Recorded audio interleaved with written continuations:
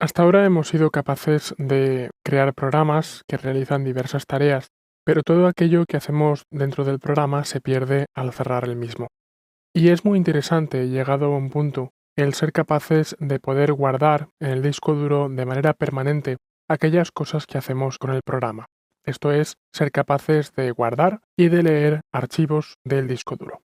Para eso Java tiene una clase incorporada, que es File, que nos permite hacer lo siguiente. Vamos a crear un proyecto nuevo, archivos, y lo primero que voy a hacer es importar la biblioteca necesaria para poder trabajar con archivos. Y esto lo voy a hacer a continuación de package, importando java.inandout.file.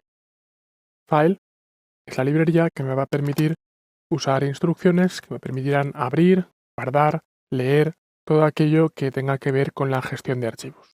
Ahora que he cargado file, ya estoy en disposición de crear una variable de tipo file que se llamará archivo, por ejemplo, que será una nueva instancia de file y una ruta al disco duro. Por ejemplo, voy a indicar una ruta en el disco duro, que es en el disco duro C, pongo 2 barras en lugar de una para que Java lo reconozca correctamente, y digo pruebas, 2 barras, archivo.txt. Démonos cuenta que este archivo todavía no existe. Lo primero que voy a hacer es decirle al programa que compruebe si ese archivo sobre el que voy a trabajar realmente existe o no.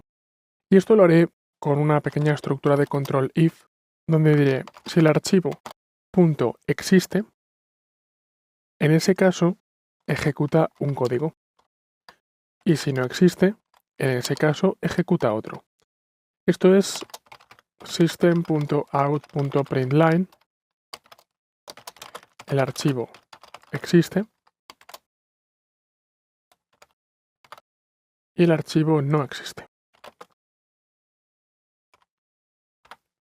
Si ejecuto este programa, comprobaré que el resultado es, evidentemente, el archivo no existe, porque directamente es que en el disco local C no existe una carpeta llamada pruebas y al no haber una carpeta llamada pruebas, evidentemente tampoco puede existir un archivo llamado archivo.txt.